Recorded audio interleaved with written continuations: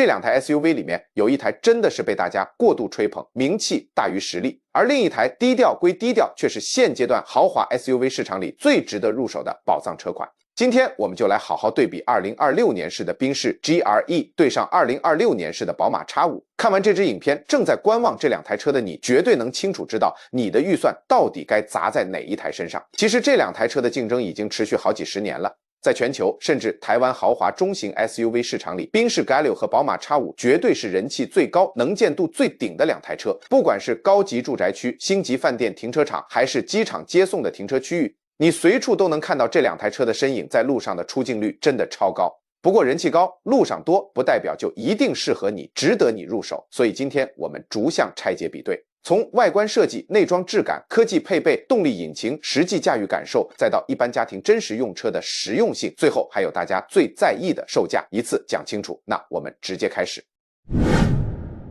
首先我们从外观颜值开始聊。老实说，大家挑车第一眼最在意的就是外观，这也是很多人二选一的关键。2026年式的 BMW X5 沿用了小改款之后的锐利造型，整体线条非常利落。相较于 BMW 其他几款被网友吐槽大鼻头太大、造型争议十足的车款， X5 的车头设计收敛很多，质感更干净也更耐看。经典的双肾型水箱护罩依旧保留，尺寸拿捏的刚刚好，气场十足，却不会显得浮夸怪异。完全没有过头的设计，车头灯线条锐利，棱角分明，引擎盖微微隆起，整体车身轮廓在同级中型休旅车里有着非常少见的运动气息。BMW 这次的设计很有巧思，就算车子停着不动，视觉上也自带蓄势待发的动感，看着就很会跑。车长4935毫米，轴距2975毫米，让整台车的姿态非常稳重，肌肉感十足。底盘扎实的视觉效果直接拉满。车尾的设计也是一脉相承，搭配低调的一体式尾翼，方正的尾灯，重点是双边双出的排气管是真的管用的，不是那种装饰用的塑胶夹尾管，诚意很足。原厂标配20寸铝圈，刚好填满轮拱，比例非常完美。如果想要更凶悍的视觉效果，也可以加价选搭22寸铝圈。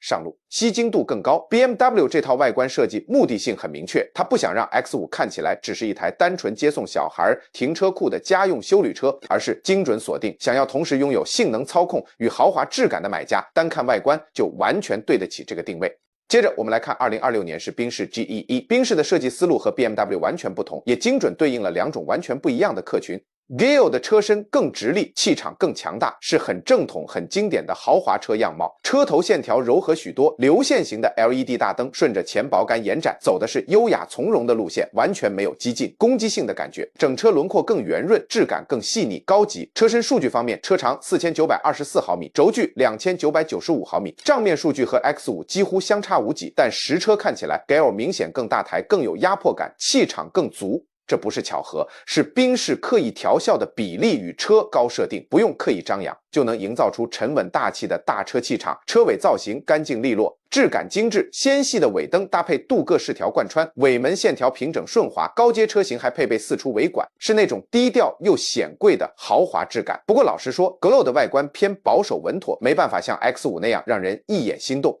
充满驾驶欲望，两台车并排停在一起，差异超明显。年轻买家喜欢动感潮流的，大多会被 X5 吸引，偏爱沉稳质感，想要成熟稳重气场的商务族群或大老板会更吃 Galio 的颜值。两种设计风格没有对错，只是对应不同的用车需求和个人气质。外观设计总结很简单，如果你喜欢动感利落、充满活力的运动样貌，选 X5 绝对没错。如果你偏爱经典大气、低调显贵的精致豪华感， Galio 会更适合你。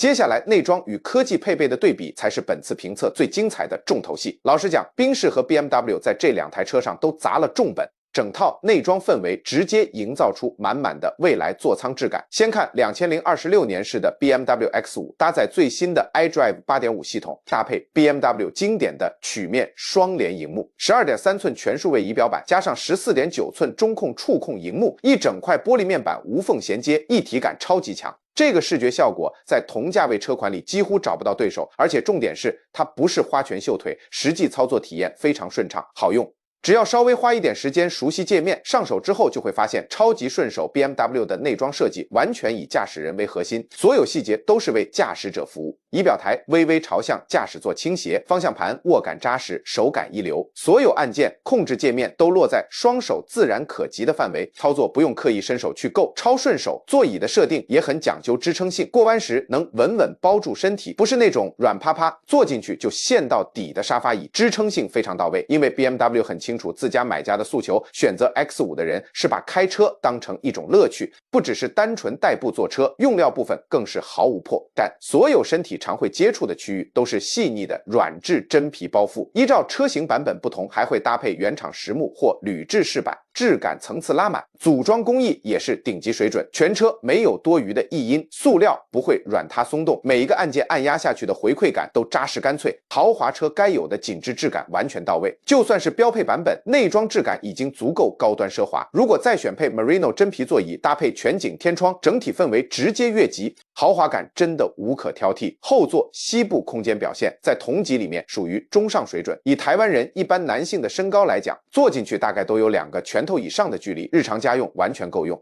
接着我们坐进2026年式的宾士 GAU， 一上车最抓人眼球的绝对是宾士招牌的 M-Box 智慧座舱，采用经典的横向并列双12.3寸宽银幕，整片玻璃一体成型，完整的座舱视觉效果在路上的辨识度超高。很多台湾网友都说，单看这组荧幕就懂什么叫宾士的豪华氛围，画面画质清晰细腻，系统反应灵敏跟手，内建的语音助理更是目前汽车界最好用的系统之一。你只要跟他说嘿宾士，我觉得太冷，车子就会自动调高冷气温度，完全不用手动触控，非常智慧方便。不过这套系统有个硬伤，也是很多车友实测后吐槽的点，就是许多常用功能藏得太深了，都被收在多层自选单里，明明一键就能搞定的功能，偏偏要多点好几层，上手需要花时间适应。这也是长期以来大家对 M-Box 系统最真实的微词，确实有待优化。但 GL 赢过 X5 的地方，毫无疑问就是后座的乘坐体验。它的后座膝部空间又比 X5 更宽裕了一点，座椅不仅更宽，泡棉也更柔软厚实，舒适度明显比 X5 高出一个档次。如果你常常要载家人，或是后座常有成人乘客，GL 绝对是更好的选择。宾士还提供后座加热、通风甚至按摩功能的选配，非常适合有专职司机、常常坐后座的商务族群或后座买家，直接把后座打造成近乎头等舱的顶级体验，舒适度拉满。最后来总结内装与科技配备的对决，整体用料质感与科技水准，两台车算是平手，各有千秋。但以驾驶为核心，注重操控体验的话， X5 完胜。如果重视后座舒适度，主打载客礼遇，那 Clio 毫无悬念更强。怎么选很简单，看你平常大多坐在驾驶座还是后座。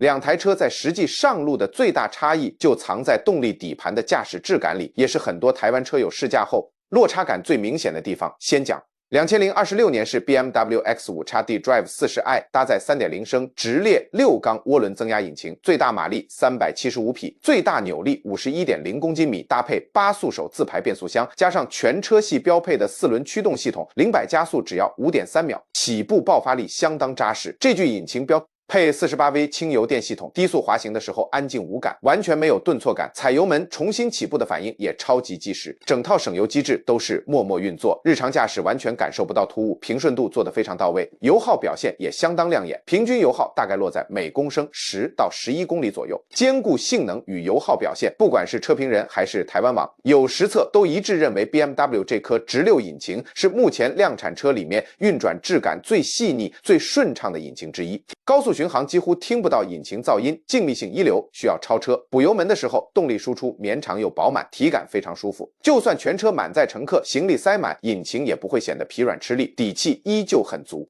老实说，这颗入门动力的素质真的顶尖，也是 X5 能在同级豪华中型休旅车里口碑稳压对手的核心关键。如果觉得375匹的动力还满足不了你， X5 M60i 直接上 4.4 升双涡轮 V8 引擎，最大马力直接来到523匹，0-100加速竟然只要 3.9 秒。要知道这是一台重达2吨多，还能选配3排座的家用休旅车，却能跑出超跑等级的加速实力，表现真的非常夸张。反观2026年式的宾士 GLE， 差异就非常明显了。入门的 GL 300D 或美规350搭载的是 2.0 升4缸涡轮引擎，最大马力只有255匹，扭力 40.8公斤米，0-100加速大约 7.2 秒。这也是很多台湾车主吐槽最多的点。这种动力等级放在台湾动辄要价350万台币起跳的豪华休旅车身上，真的很不搭。不管是高速公路从匝道汇入主线，还是在山路想要超车，都会明显感觉动力偏重拖，后劲不足。大脚油门急加速的时候，引擎声显得粗糙嘈杂，完全没有豪华车该有的精致质感。帅气沉稳的外观配上平庸的动力表现，里外的高级感严重脱节，落差感很大。宾士这样搭配的目的主要是压低入门售价，优化油耗表现，但在台湾代价就是牺牲了大半的驾驶质感，整体行驶体验完全配不上它的身价。所以真心建议大家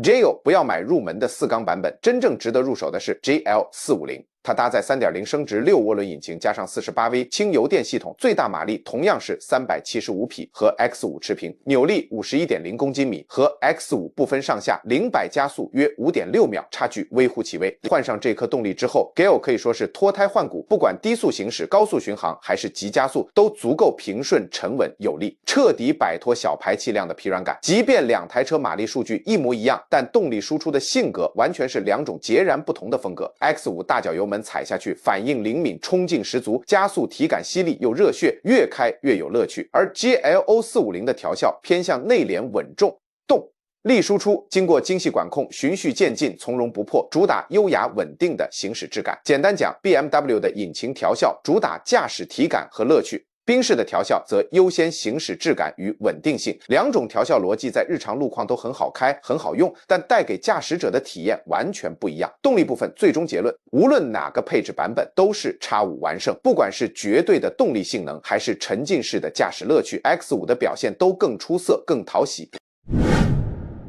引擎的动力特性会直接决定一台车的上路质感，而这也是 BMW 与宾士造车理念差异最大的地方。X5 大部分车型都标配了电子阻尼悬吊，整体调校主打均衡表现，路感明确但不会过硬，支撑扎实又不会过于软绵，拿捏的刚刚好。当你转动方向盘， X5 会很真实的把路面回馈传到手上，让你清楚知道当下的路况变化。这一点在豪华休旅车里其实非常少见，因为大部分品牌都会刻意过滤掉路感，开起来虽然舒服，但变得有点无感。切到 Sport 模式之后，悬吊会自动变硬，转向反应更利落，整台车瞬间变身，完全不像是一台休旅车，反而像一台放大版的跑车。以这个级别的休旅车来说，能开出这么热血的操控乐趣，真的非常厉害。在平整路面行驶时， X5 的底盘质感细腻高级，稳定性极佳。但如果遇到烂路、坑洞或台湾常见的柏油补丁路面，标配悬吊还是会把些许颠簸感传进车内。它不会让你不舒服，但你能明显感受到路面起伏，路感是非常清晰的。反观宾士 GLE 标配的是性能很不错的刚显敏捷操控悬吊，日常代步已经足够好用。但如果预算够，加选 Airmatic 气压悬吊，整体质感直接越级，堪称顶级。这套系统会持续扫描路面状况，及时调整悬吊高度与软硬。不管是凹凸不平的路面、坑洞、减速条，还是路况糟糕的高速公路或高架路段， GL 都能完美吸收所有震动，行驶质感超级软 Q， 平稳又贴地，就是顶级豪华车专属的那种魔毯浮空感。很多台湾网友实测后都表示，单论行路舒适度，GL真的可以说是同级天花板。宾士这样的调校取向非常明确，就是针对长途开车、重视乘坐体感的买家，主打开完车轻松不疲累，而不是追求激烈的驾驶刺激感。相对的代价就是 GL 开起来完全不热血，没有任何激情，方向盘手感偏轻，而且刻意隔绝了大部分的路感回馈。就算切入 Sport 模式，悬吊变硬，反应变快，也永远没办法像 X5 那样和驾驶产生互动，带来操控乐趣。就算你高速过弯， GL 也能稳稳 hold 住车身，姿态稳定不出错，但它不会让你觉得自己在享受开车，反而更像是坐在驾驶座的乘客，全程从容无感。这就是 BMW 和宾士最核心最直白的差异。 BMW 造车是为了开车的人，宾士造车是为了坐车的人，而 X5 和 GLE 就是这两种造车理念最完美的代表作。接着我们来看大家家用最在意的行李箱空间与实用机能。 BMW X5 在后座正常立起的状态下，行李箱容积有650公升，把后座椅背全数倾倒打平之后，最大置物空间可以来到1870公升。宾士 GL 的表现则略胜一筹，后座未倾倒时拥有630到790公升的容积，取决于后座滑移位置。座椅全数打平后，更是可以达到2010公升。整体空间确实更大更有优势。很多台湾车友分享开车出游的实测心得，两台车的空间差距在家族长途旅行搬大型行李或去中南部露营载满装备的时候会变得非常明显。Grow 的载物容错率真的更高，两台车也都提供选配第三排座椅的选项。不过老实说，这两组第三排都偏狭小，空间很吃紧，只适合给小朋友坐或是短程临时应急使用。如果你真心需要成人也能舒服乘坐的三排正统空间，建议直接看更大一号的 BMW X7 或是宾士 GLS， 坐起来才不会那么憋。拖曳能力的部分 Gale 小幅领先，在配备齐全的前提下， Gale 最大拖曳重量可达3500公斤， X5 则是3265公斤。不过以实际台湾的使用环境来说，两台车要拖小船或者拖露营拖车都绰绰有余，性能完全够用。至于科技配备方面，两台车的诚意都很足，完全不会因为身价高就缩水。全车都标配无线 Apple CarPlay 与 Android Auto， 前后座 USB-C 插孔，还有手机无线充电面板。原厂音响的基础音质表现也都非常优秀。在这个等级的豪华休旅车里，两台车的科技便利性完全没有短板。最后我们来聊大家最在意的车价和选配门槛，这也是很多台湾网友在讨论区纠结到底该选哪一台的关键2020。6年式的 BMW X5 xDrive 40i 豪华版在台湾的官方新车建议售价大约落在395万到400万台币上下。如果按照大部分台湾车主的实用需求，选配升级豪华套件 BMW 招牌的 5AU 专业安全辅助驾驶、全景天窗跟大寸数铝圈，整台车在台湾落地配到好的行情大概会落在420万到440万台币之间。至于那种顶规的 M60 iV8 性能版本，在台湾的身价更是直接冲破550万台币，门槛真的不低。反观2026年式的宾士 GR16300D 或美规350，台湾总代理的起售价大约在350万台币左右。表面上看起来比 X5 亲民，便宜了快50万，但就像我们前面提到，也很多台湾车主实测过的，大家开过之后都直言，千万别为了省这点预算买入门的4缸版本，那个动力在台湾开山路或超车真的会让你后悔到捶心肝。真正值得买、动力才够用的 GL450， 在台湾的起售价直接来到420万台币起跳。你还要再配骑宾士的 P20 进阶智慧驾驶辅助 Burmester 柏林之音高阶音响以及进阶的内装套件，整台完整规格的 GL450 弄到好，价格绝对突破450万，甚至上看470万台币。所以大家可以发现一个非常现实的重点，如果以消费者真正会买的完整规格来看，两台车的入手总价其实差不了多少，甚至宾士还更贵一点。宾士只是入门价格看起来很好看而已，那是因为它的入门版本动力真的偏重拖，诚意不足，算是刻意拉低入手门槛的行销策略。很多台湾车友都是去展间下单前试乘完才发现入门版完全不够用，最后只能被迫捏着钱包一直往上加预算升级动力和选配。但 BMW X5 就完全没有这个问题，它的入门40i 之6动力底子就非常扎实，超级好开，完全不会让你有非得再加钱升级动力的压力。以 CP 值、性价比跟每匹马力的单价表现来说，入门版本的 BMW X5 明显划算非常多。最后跟大家讲最直白最真心的总结，如果你是真正喜欢开车享受驾驶乐趣的人，想要一台车能听懂你的操作，动力随传随到，方向盘握在手上充满活力，不会死气沉沉，同时想要帅气的运动外观还有实打实的性能来支撑气场，那不用怀疑，直接选2026年式的 BMW X5 绝对没错。配备配齐后的 X5 xDrive 40i 是目前同级豪华中型休旅车里 CP 值最顶尖、最值得入手的宝藏车款之一。但如果你的首要诉求是极致的舒适，后座乘客的体验对你来说和驾驶感受一样重要，你常长途跑高速公路，希望开完车完全不疲累，或是你单纯喜欢宾士经典的豪华光环与口碑，不追求浮夸的运动感，那2026年式的宾士 GL450 就是为你量身打造的选择。只要有把长途行车的舒适质感做到了极致，妥妥的顶级豪华代步水准。老实说，两台车都是非常优秀的产品，买哪一台都不会失望，保证不会踩雷。但他们的造车取向完全不同，适合的客群也不一样。